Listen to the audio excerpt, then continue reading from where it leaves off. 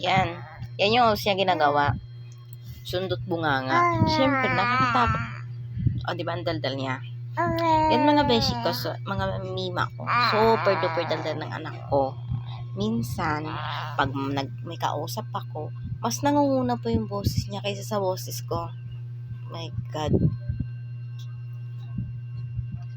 Lalo na pag umaga.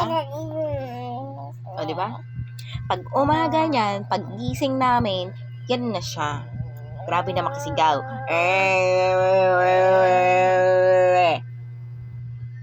Nangunguna. Ay, naku, sinasabi ko sa... Ang gising nito, alas 5 pa lang, kundi mag-aalas 5 pa lang ganyan, mga alas 4. Gising na to. Gising na to. Alas 4, gising na tong anak ko. Tapos ako, syempre, alas 5 gising ko eh. Alas 5 gising ko kasi nag-a-alarm ako. Yun nga. Yung alarm ko, eto na eh. Eto na siya yung alarm ko.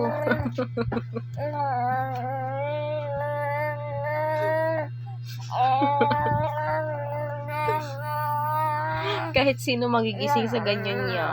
Tapos yung tipong pagpasalitain mo muna ako na, wait lang, saglit lang. Yung tipong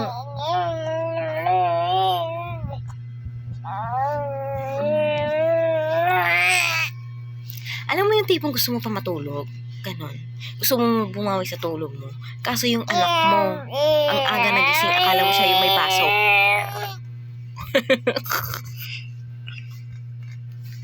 Minsan kasi, pag nagising din, pag ano, ayan na. Ganyan siya, pag nasobraan siya ng ganon daldal, ganyan na mangyayari sa kanya. Tapos dadaldal na naman yan ulit. So, katulad ka ganina. Ay, nung nakaraang gabi pala. Nakaraang gabi, may nakaraang araw. Yung alarm ko alas 5. Nagising siya alas 4. Matindi to eh. Kasi pag alam niya nagigising siya, manggigising din siya. Pero ang una niyang ginigising ako, hindi yung ama niya. Kasi syempre nasa gitna siya namin eh. Hindi naman malikot matulog masyado yung ama niya. Ako rin hindi. Siya lang yung malikot matulog. Minsan napupunta sa baba, nasa paahan namin.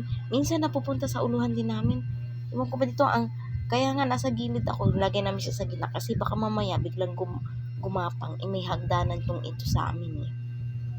May hagdanan. Baka mamaya biglang hindi mo malayan, gumapang. Paano kung nalaglag sa hagdanan? Naku po. Kasi ako, pag once na anuhan lang ako or nakarinig lang na akong ingay, nagigising na ako. Tulad niyan, pag sa sobrang ingay niya masyado, nagigising na ako. Kahit di niya na ako kuanuhin, gising na ako niyan. Pag once nagising niya siya, tapos nagsasalita, gising na rin ako. Hindi na ako makatulog ulit kasi kung matutulog ka ulit, hindi ka tatantanan. Sobrang daldal ng batang to. Ayan, aray ko! Ayan na guys. Ayan na.